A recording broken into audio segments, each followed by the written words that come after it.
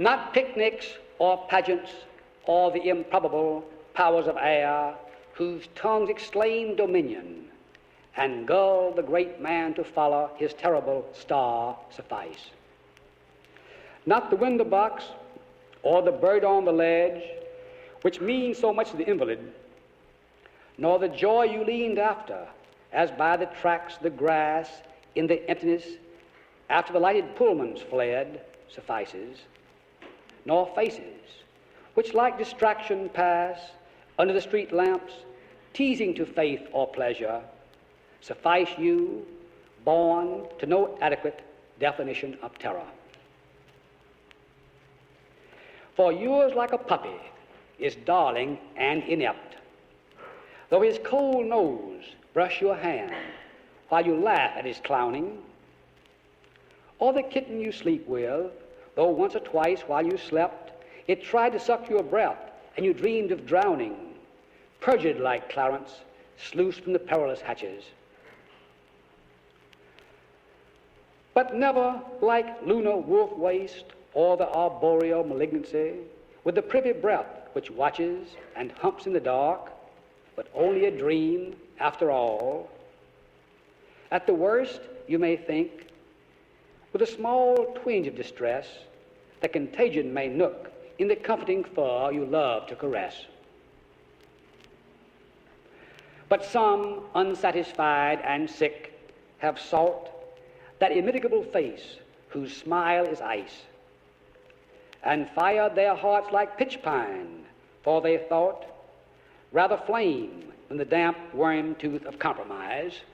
So Harry L. I knew, whose whores and gin had dwindled to a slick smile in the drugstore, but for the absurd contraption of a plane, which flung on air the unformulable endeavor, while heart bled speed to lave the applauded name. The crash was in an old cornfield, not even flame. So some, whose passionate emptiness and tidal lust swayed toward the debris of Madrid and left New York to loll in their fierce idyll among the olives where the snipers hid, and now go north to seek that visioned face and polarize their errand of despair, who praise no beauty like the boreal grace which greens the dead eye under the rocket's flare. They fight old friends now, for their obsession knows only the immaculate itch, not human friends or foes. They once sought a secret which fat Franco's Moor, hieratic, white-robed, pitiless, might teach, who, duped and dying but for pride, therefore, hugged a truth which cause or conscience scarcely reach.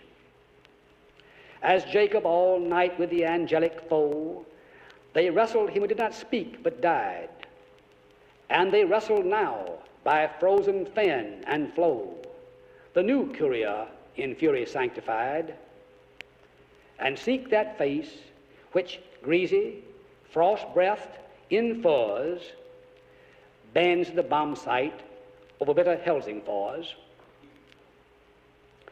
Blood splashed on the terrorless intellect creates corrosive fizzle like the spattered lime, and its enseamed stew but satiates itself in that lewd and faceless pantomime.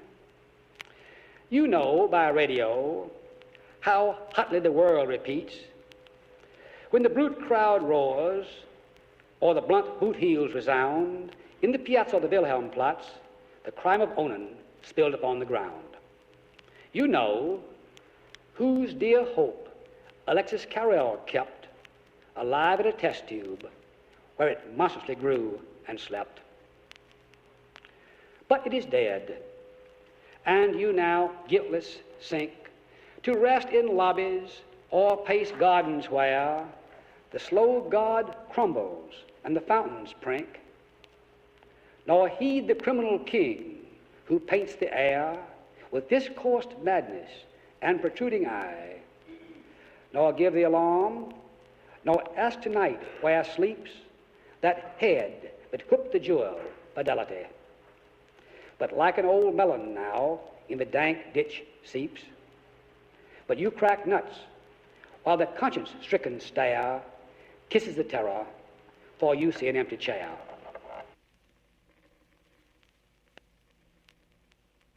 It's pursuit. The hunchback on the corner with gum and shoelaces has his own wisdom and pleasures and may not be lured to divulge them to you, for he has merely endured your appeal for his sympathy and your kind purchases.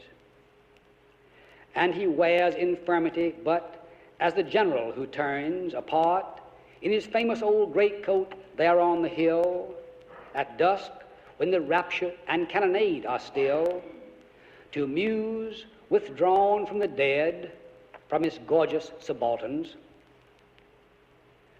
or stares from the thicket of his familiar pain like a fawn that meets you a moment, wheels in imperious innocence is gone.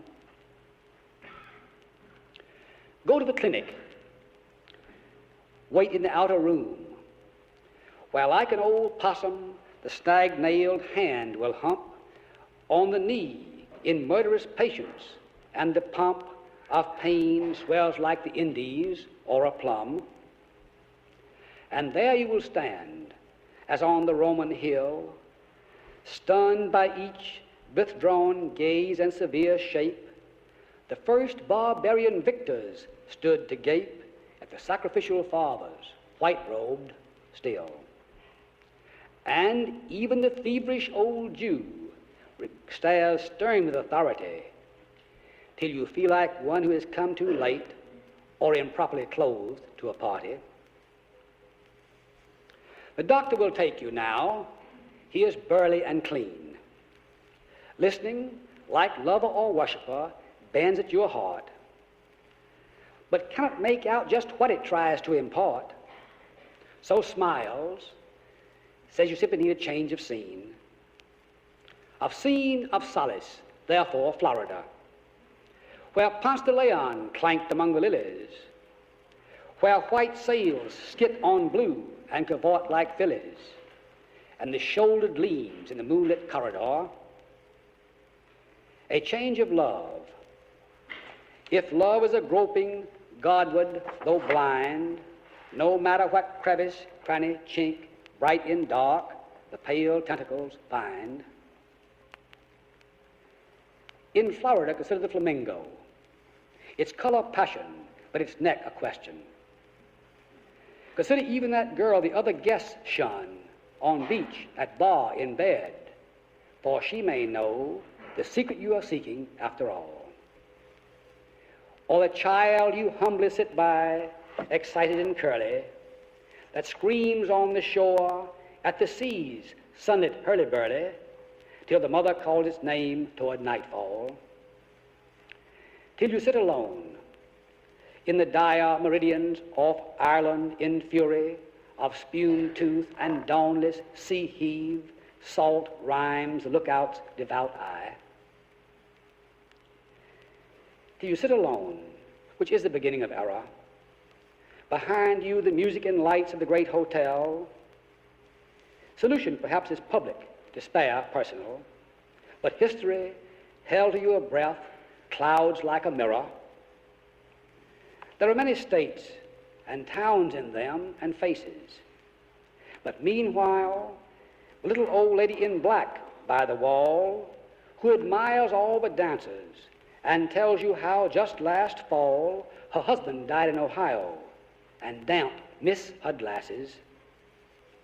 She blinks and croaks like a toad or a norn in the horrible light, and rattles her crutch, which may put forth a small bloom, perhaps white.